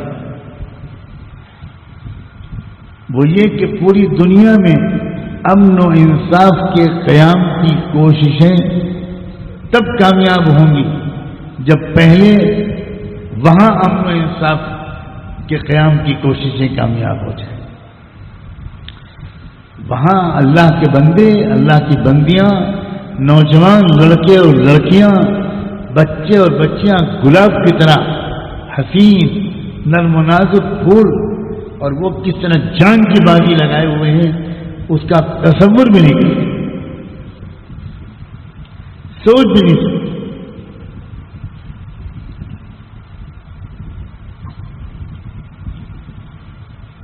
اللہ کوئی ذرہ ہم کو بھی اس عزم و حوصلے کا، اس بہادری کا، اس وفا کا، اس جرت اور بے باکی کا، شوق شہادت کا کوئی ذرہ اللہ ہمیں بھی عطا فرما دے۔ اللہ تعالیٰ نے توفیق ہم سب کو عطا فرمائے۔ سبحان اللہ و بحمدہ، سبحانک اللہم و بحمدک، نشهد أن لا إله إلا أنت، نستغفرك ونتوب إليك، نستغفرك ونتوب إليك، نستغفرك ونتوب إليك۔ اللهم صل على سيدنا محمد وعلى آل سيدنا محمد كما صليت على إبراهيم وعلى آل إبراهيم إنك حميد مجيد۔ ربنا ظلمنا أنفسنا وإن لم تغفر لنا وترحمنا لنكونن من الخاسرين، فلا تجعلنا من الخاسرين، فلا تجعلنا من الخاسرين، فلا تجعلنا من الخاسرين۔ اللہ، ہم آپ کے بندے، آپ کی بندیاں آپ کے حضور میں حاضر ہیں۔ نفس و شیطان کے ڈسے ہوئے آپ کی پکڑ سے ڈرے ہوئے آئے ہیں۔ اللہ، ہم کو تو اس کا بھی استحقاق نہیں تھا کہ ہم دین کی مجلسوں میں شریک ہوتے۔ آپ کی قسم، ہم نے ایسی حرکتیں کی ہوئی ہیں رات کے اندھیرے میں، دن کے اجالے میں، کہ اگر ہم کسی اچھے ماحول کی طرف بڑھنے لگیں اور فرشتے ہمیں روک دیں اور ہمیں تھپڑ مار کر بھگا دیں اور یہ کہیں کہ کمینے، تیرا اس مجلس میں بیٹھنے کا کوئی جواز نہیں ہے، تو فاسق و فاجر ہے، تو نافرمان ہے، تو گنہگار اور خطا کار ہے، تو یقیناً یہ بیجا نہیں ہوگا۔ مگر آپ رحمان بھی ہیں، رحیم بھی ہیں، آپ ستار بھی ہیں، غفار بھی ہیں۔ ہمیں اس کے لیے کسی اور دلیل کی ضرورت نہیں، صرف ہمارا وجود آپ کی ستاری کی دلیل ہے۔ آپ ستار نہ ہوتے تو ہم یہاں نہ ہوتے، ہمارے بدن سے گناہوں کی بدبو ایسی پھیل رہی ہوتی کہ کوئی ہمارے پاس بیٹھنے پر راضی نہ ہوتا۔ جب آپ ستاری کا معاملہ کر کے یہاں تک چھپائے ہوئے ہیں تو ایک درخواست ہے، اللہ مرتے دم تک چھپائے رکھیے گا، مرنے کے بعد بھی چھپائے رکھیے گا، قبر میں بھی چھپائے رکھیے گا، روز محشر بھی چھپائے رکھیے گا۔ اللہ روز محشر تو ساری انسانیت دیکھ لے گی، ماں بھی دیکھ لے گی، باپ بھی دیکھ لیں گے، استاد بھی دیکھ لیں گے، شاگرد بھی دیکھ لیں گے، رشتہ دار بھی دیکھ لیں گے، پڑوسی بھی دیکھ لیں گے، مقتدی بھی دیکھ لیں گے، امام بھی دیکھ لیں گے۔ اور اللہ، اگر اللہ کے رسول کی نظر پڑی تو ان کے دل پر کیا گزرے گی؟ یہ میرے امتی ہیں جن کے لیے میں نے پیٹ پر پتھر باندھے، گھروں میں چولہے چڑھنے رہے، ان امتیوں نے کیا کیا ہے؟ اللہ معاف کر دیجیے، اللہ معاف کر دیجیے۔ اللہ آج نئے سال کا پہلا دن ہے، اے اللہ پچھلے سال کے گناہوں کو معاف کر دیجیے، اور یہ نیا سال، اے اللہ اس نئے سال میں ہم کو نیا ایمان دے دیجیے گا، نیا تقوی دے دیجیے گا۔ اے اللہ اس نئے سال میں ہم کو نئی توبہ دے دیجیے، اللہ استقامت دے دیجیے۔ اللہ ایک سال اور گزرا، ایک سال اور اپنی قبر سے ہم قریب ہو گئے، اپنی موت سے قریب ہو گئے۔ اللہ اس غفلت کو عافیت کے ساتھ دور کر دی۔ اے اللہ اس پورے مجمع میں کتنے ایسے غریب ہوں گے جو بڑی مشکل سے ادھار پیسہ لے کر آئے ہوں گے، اپنے گھر میں بیوی یا بچوں کو میں سے کسی کو بیمار چھوڑ کر آئے ہوں، نکلتے وقت ان کی بیوی نے یا ماں نے کسی نے کہا ہوگا کہ جا رہے ہو بیٹا مجھے بھی دعا میں یاد رکھنا۔ اے اللہ ان میں کتنے اچھے بندے ہوں گے آپ کے، آپ کو پسند ہوں گے۔ ان میں ایسے بوڑھے بھی ہیں اے اللہ جن کی داڑھیاں سفید ہو چکی ہیں، اور آپ نے چونکہ کہہ رکھا ہے کہ کوئی سفید داڑھی والا کوئی بندہ، سفید بالوں والا کوئی بندہ یا بندی میرے سامنے ہاتھ پھیلاتے ہیں تو میں خالی ہاتھ واپس کرتے ہوئے مجھے شرم آتی۔ اللہ ان میں ایسے نوجوان بھی تو ہوں گے جو بڑی مشکل سے اس نازک عمر کے دور سے گزر رہے ہیں، بڑی مشکل سے اپنے کو گندگیوں سے بچانے کی جد و جہد کر رہے ہیں۔ اے اللہ ہمارے ان عزیز بچوں کو بچائے رکھیں، ان نوجوانوں کو بچائیے اللہ، یہی نوجوان امت کا مستقبل۔ اللہ انہی کے عزت پر ہماری عزت کا دار و مدار ہے۔ اے اللہ یہ کیا کریں، چاروں طرف عریانیت، چاروں طرف بےہودگی، بے حیائی، ننگا پن. اللہ بڑے سخت امتحان میں ہیں یہ. اے اللہ ان کو استقامت دیجیے، کامیابی عطا فرمائیے. اے اللہ بھاگ بھاگ کر یہ آتے ہیں، نہ جانے کہاں کہاں سے آتے ہیں، دور دور سے آتے ہیں. کس لیے آتے ہیں اللہ؟ یہ تو وادی غیر ذی زرع ہے، یہاں نہ کوئی بازار ہے نہ کوئی تماشا گاہ ہے. یہ اس لیے آتے ہیں، اس امید پر آتے ہیں کہ چلے وہاں بیٹھیں گے، سب کے بیچ میں آمین کہیں گے تو ہماری بھی مغفرت ہو جائے گی. اے اللہ ان کے گمان کی لاج رکھ لی، ان کے گمان کی لاج رکھ لی. اللہ آج معاف کر دیجیے، آج معاف کر دیجیے. اللہ آج معاف کر دیجیے. اللہ آج معاف کر دیجیے. اللہ آج معاف کر دیجیے. جو آنکھیں کعبے کو دیکھ کر آئی ہیں، اے اللہ انہیں کبھی کسی غلط چیز کو دیکھنے کی ہمت نہ ہو. اللہ بچا لیجیے ان آنکھوں کو. جو پیر بیت اللہ میں چل کر آئے ہیں، آپ کے گھر کا طواف کر کے آئے ہیں، صفا مروہ کے چکر لگا کر آئے ہیں، اے اللہ ان قدموں کو حرام راستوں پر مت چلنے دیجیے گا.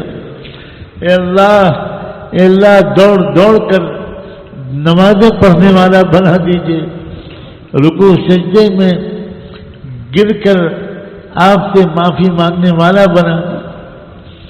ایک بار اس پورے مجمع کو آپ کی بندیاں اور بندے ایک بار رحمت کی نظر سے دیکھ لیجئے. اللہ آپ کا کچھ نہیں بگڑے گا، ہمارا کام نہیں. اگر آپ نے غصے کی نظر سے دیکھا تو اللہ ہم ہلاک و برباد ہو جائیں، ہم تباہ ہو جائیں، ہمارے نجات کا کوئی امکان ہی نہیں رہے گا. اللہ اپنے غصے سے بچائے رکھیے، اپنے غصے سے بچائے رکھیے. اللہ جہنم کی آگ سے بچا لیجیے. اے اللہ وہ سانپ اور بچھو جو قبر میں ڈسیں گے، جو خون اور پیپ پلایا جائے گا جہنمیوں کا، اے اللہ حق تو نہیں ہے، مگر آپ نے یہ کب کہا ہے کہ حق والے ہی مجھ سے مانگا کریں؟ آپ نے تو کہا ہے کہ گنہگارو تم بھی مجھ سے مانگو. میں صرف نیکوں کا رب نہیں ہوں، میں تمہارا بھی رب ہوں.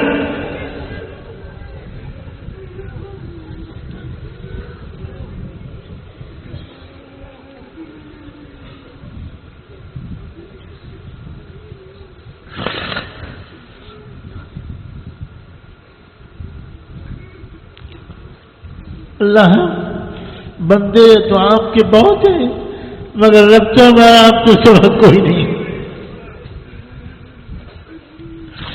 اللہ پاک صاف زندگی دے دیجیے. اے اللہ پاک صاف زندگی دے دیجیے. اے اللہ تقوی سے آراستہ زندگی دے دیجیے. اے اللہ مظلوموں کی مدد کے لیے کھڑا ہو جانے والا بنا دیجیے. ظلم کے مقابلے کے لیے ڈٹ کر کھڑے ہونے والا بنا دیجیے. اے رب کریم مسجد اقصی کو، اس کے نمازیوں کو، اس کے محافظوں کو ہمارا سلام پہنچا دیجیے. اے اللہ ایک جھونکا چلا دیجیے وہاں سے، ایک جھونکا اے اللہ جو ہمارے دلوں کے اندھیروں کو دور کر دے. اے اللہ جو ہمارے دلوں کی تاریکی کو دور کر دے. اے اللہ ہم تک آ گئے ہیں، اللہ تھک گئے ہیں. صبح کو توبہ کرتے ہیں، شام ہوتے ہوتے ٹوٹ جاتے ہیں. کب ملے گی استقامت؟ اللہ بڑھاپا آ گیا، کمر ٹیڑھی ہو گئی، بال سفید ہو گئے، ابھی بھی اصلاح نہیں ہوئی.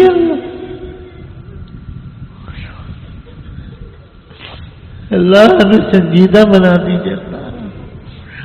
اے اللہ ہماری پیشانی کے بال پکڑ کے اے اللہ ہمیں تقوی دے دیجیے اللہ.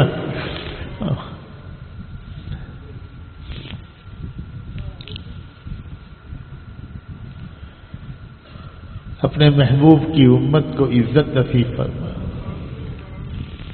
عزت نصیب فرما، غلبہ نصیب فرما، فتح نصیب فرما، کامیابی نصیب فرما.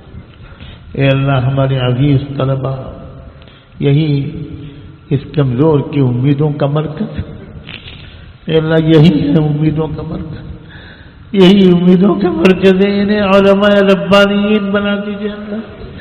اللہ ان کو عاشق قرآن بنا، اللہ ان کو داعی قرآن بنا، داعی حق بنا. اللہ ان کو راہ حق کا غازی بنا، راہ حق کا غازی بنا، راہ حق کا غازی بنا. اے رب کریم اپنے کرم سے اے اللہ حرمین شریفین کی برکتیں نصیب فرما، تیسرے حرم کی برکات نصیب فرما. اللہ ہم کو تینوں حرموں کی زیارت نصیب فرما، تینوں حرموں کی حاضری نصیب فرما، تینوں حرموں کی خدمت کی توفیق عطا فرما، تینوں حرموں کی خاکروبی کی توفیق عطا فرما. اے اللہ اے اللہ اے اللہ باوجود تمام نجاستوں کے آپ نے اپنے حرم کی حاضری عطا فرمائی، اپنے محبوب کے حرم کی حاضری عطا فرمائی.